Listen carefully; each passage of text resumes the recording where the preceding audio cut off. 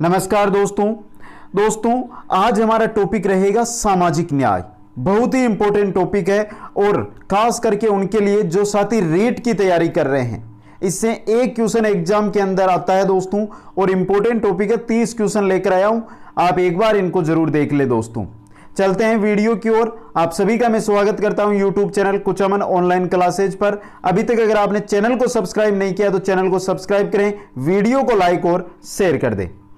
दोस्तों पहला क्वेश्चन आपकी स्क्रीन पे है। भारत के संविधान में धर्मनिरपेक्षता का अर्थ है। धर्मनिरपेक्षता का अर्थ भारत के संविधान में क्या है? कम समय के अंदर हम ये क्वेश्चन देखेंगे और आपको जो जानकारी है साथ में वो भी देते रहेंगे।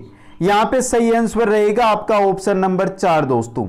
राज्य सभी धर्मों को मान्यता देता है परंतु उसका कोई अपना धर्म नहीं होता है।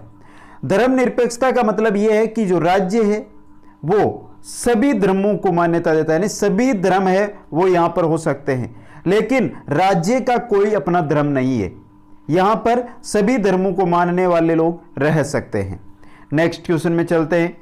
क्वेश्चन नंबर 2 है, समाज में आर्थिक असमानता का प्रमुख कारण है। समाज के अंदर जो आर्थिक असमानता है उसका प्रमुख कारण क्या है दोस्तों? उसका प्रमुख कारण है अवसरों की असमानता या प्रतिकूलता। 3 नंबर ऑप्शन आपका यहां पे सही रहेगा। नेक्स्ट क्वेश्चन है हमारा, अवसरों की असमानता के पीछे प्रमुख कारण क्या है? हमने यहां पे देखा कि आर्थिक असमानता का प्रमुख कारण है अवसरों की असमानता। तो बात कर लेते हैं कि जो अवसरों की असमानता है उसका कारण क्या है, उसका प्रमुख कारण क्या है। तो दोस्तों उसका प्रमुख कारण की हम अगर बात कर रहे हैं तो पूर्वाग्रह, रूढ़िवादिता और भेदभाव, ये तीनों ही अवसरों की असमानता के प्रमुख कारण है दोस्तों। ऑप्शन रहेगा 4 यहां पे आपका सही उपयुक्त सभी दोस्तों। नेक्स्ट क्वेश्चन में चलते हैं। सामाजिक परिवर्तन लाने की जिम्मेदारी है। जो सामाजिक परिवर्तन है, समाज के अंदर जो परिवर्तन है वो लाने की जिम्मेदारी किसकी है? व्यक्ति की, समाज की, सरकार की या उपयुक्त सभी की?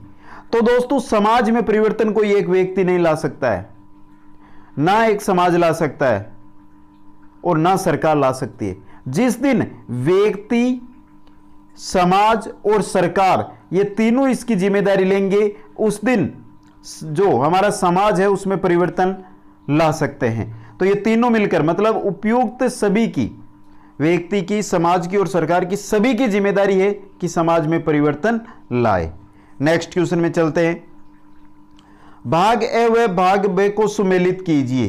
देखते हैं दोस्तों, यहां पे आपको कुछ जातियां दी गई है या जो दृष्टि से पिछड़े हुए हैं किसी भी दृष्टि से वो दी गई है, और साथ में जो सूचियां हैं जैसे अन्य पिछड़ा वर्ग है, अल्पसंख्यक है, अनुसूचित जाति है, वो दी गई है। इनको सुमेलित करना है दोस्तों। तो देखते हैं सबसे पहला है आपका वंचित वर्ग की जातियां। वंचित वर्ग की जातियां कौन सी होती है दोस्तों? अनुसूचित जाति। वंचित वर्ग की जातियां होती है वो होती है दोस्तों जो वंचित व पिछड़े समुदाय के हैं उनके लिए। नेक्स्ट है दोस्तों हमारा आदिवासी जातियां। आदिवासी जातियां हैं दोस्तों वो किसके अंतर्गत है? अनुसूचित जनजाति के रूप से पिछड़ी अन्य जातियां दोस्तों। तीसरा है सामाजिक आर्थिक व शैक्षिक। सामाजिक आर्थिक व शैक्षिक ये आएगा आपके अन्य पिछड़ा वर्ग के अंदर।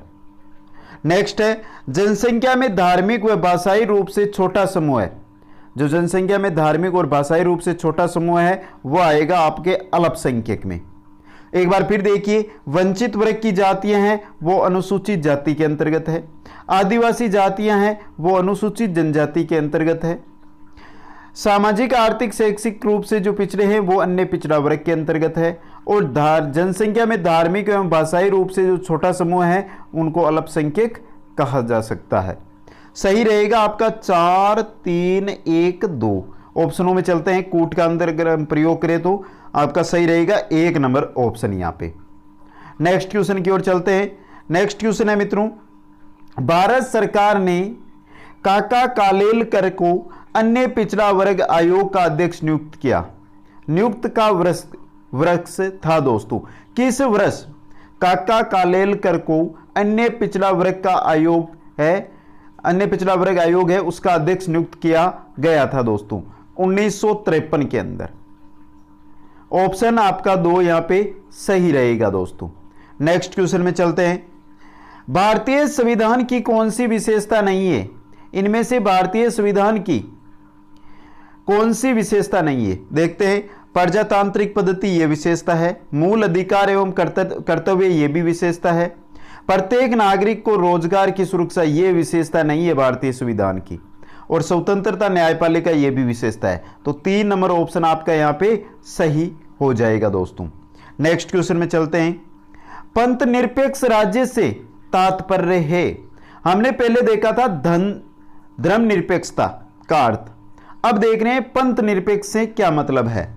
तो राज्य सभी धर्मों को मान्यता देता है, ऐसा पंथ निरपेक्षता, जो पंथ निरपेक्ष राज्य है उससे तात्पर्य होता है दोस्तों। इंपॉर्टेंट क्वेश्चन है दोस्तों ये। नेक्स्ट क्वेश्चन की ओर चलते हैं। किस संविधान संशोधन द्वारा संविधान की प्रस्तावना में पंथ निरपेक्ष जो शब्द है वो जोड़ा गया था दोस्तों? पंथ निरपेक्ष शब्द वो जोड़ा गया था दोस्तों आपके 42वां जो संविधान संशोधन हुआ था उसके द्वारा प्रस्तावना के अंदर दोस्तों। अब बात कर लेते हैं कि 42वां जो संविधान संशोधन है ये कब हुआ? ये हुआ था 1976 के अंदर दोस्तों। नेक्स्ट क्वेश्चन में चलते हैं। पंथ निरपेक्ष राज्य का सकारात्मक अर्थ है, पंथ निरपेक्ष राज्य का सकारात्मक अर्थ क्या होता है? ऑप्शन देखते हैं। राज्य का कोई राजकीय धर्म नहीं होता है, यह भी सकारात्मक अर्थ है। राज्य सभी धर्मों को समान महत्व देता है, यह भी है सकारात्मक अर्थ। राज्य धर्मों के प्रति सर्वधर्म समभाव का समर्थन करता है, यह भी सकारात्मक अर्थ है। यह सभी यानी तीनों ऑप्शन 1, 2, 3 यहां पर आपका सही रहेगा। नेक्स्ट क्वेश्चन में चलते हैं।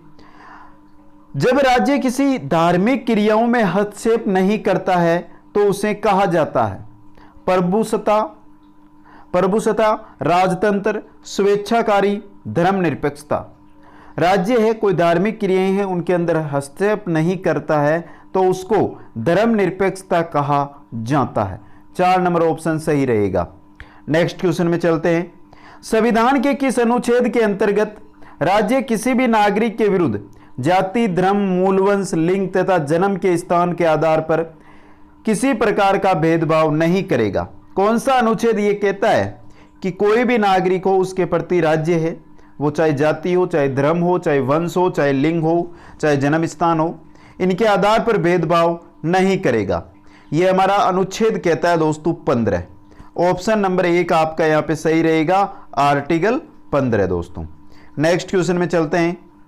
संविधान के किस अनुच्छेद के अंतर्गत लोक नियोजन के विषय में अवसर की समानता का प्रावधान है? लोक नियोजन के विषय में अवसर की समानता का प्रावधान कौन से अनुच्छेद के अंतर्गत है? आर्टिकल 16 के अंतर्गत। ऑप्शन 2 आपका यहां पे सही रहेगा। नेक्स्ट क्वेश्चन है। संविधान के किस अनुच्छेद के अंतर्गत अस्पृश्यता का पूर्णतः अंत कर दिया गया है? कौन से अनुच्छेद के अंदर अस्पृश्यता है उसका पूर्णतः अंत कर दिया गया है दोस्तों? आर्टिकल 17, अनुच्छेद 17 के अंतर्गत दोस्तों। 3 नंबर ऑप्शन सही रहेगा। नेक्स्ट क्वेश्चन है। अस्पृश्यता अधिनियम कब पारित किया गया? अस्पृश्यता जो अधिनियम है वो कब पारित किया गया था? यह किया गया था 1955 के अंदर। ऑप्शन 1 आपका यहां पे सही रहेगा दोस्तों। अस्पृश्यता अधिनियम 1955 में अधिनियमित किया गया था दोस्तों। इस अधिनियम को सन 1976 में और अधिक कठोर बनाया गया था, आपको याद होना चाहिए, इंपॉर्टेंट है। इसके अंदर पूछा जा सकता है कि अस्पृश्यता अधिनियम है इसको अधिक कठोर कौन से वर्ष बनाया गया था? सन 1976 में। और इसका नया नाम सिविल अधिकार संरक्षण अधिनियम कर दिया गया था। नेक्स्ट क्वेश्चन में चलते हैं।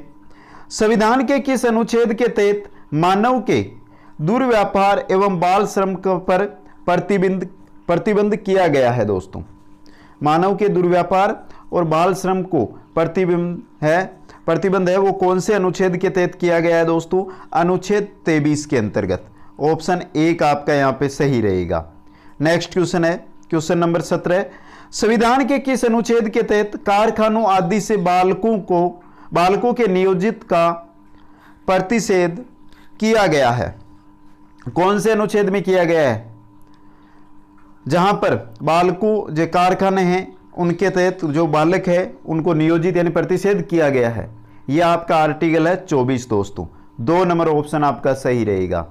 नेक्स्ट क्वेश्चन में चलते हैं।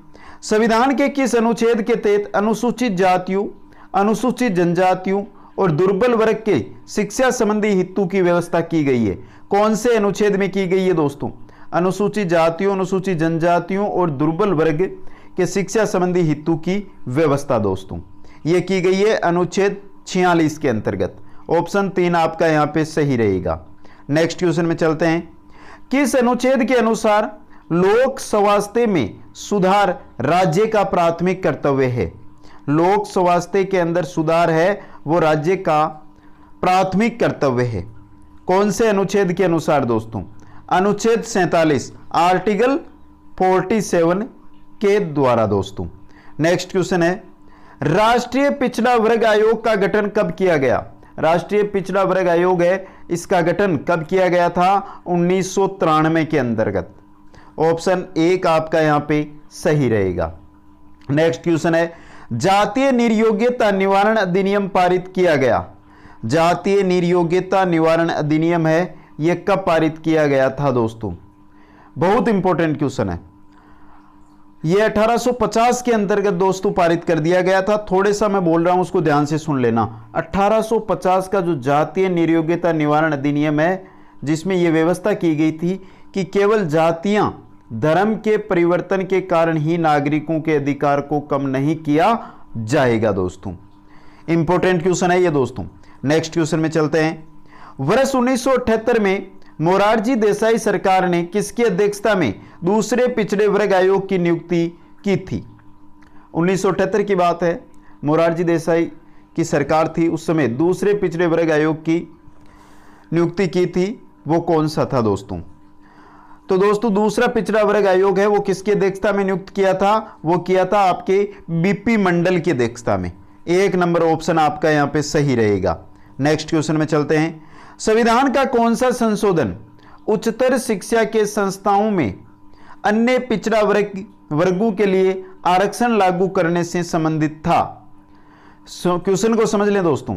संविधान का कौन सा संशोधन है जो उच्चतर शिक्षा है उसकी जो संस्थाएं हैं उनमें अन्य पिछड़ा वर्ग है उसके आरक्षण लागू करने से संबंधित था दोस्तों? 93वां संविधान संशोधन। ऑप्शन 4 आपका यहां पे सही रहेगा। नेक्स्ट क्वेश्चन में चलते हैं।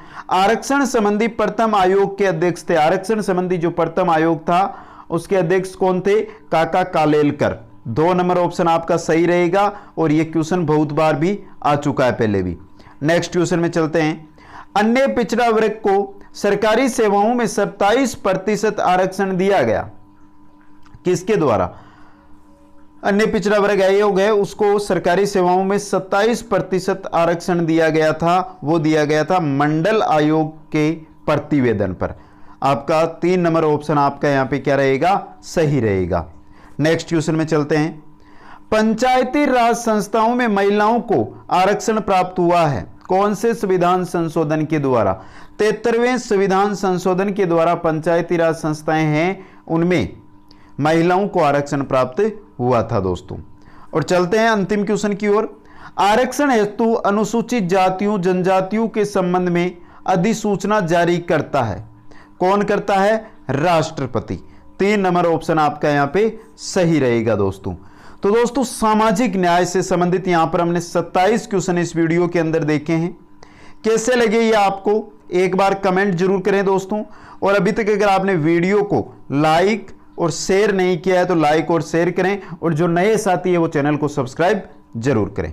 आप सभी का बहुत बहुत धन्यवाद।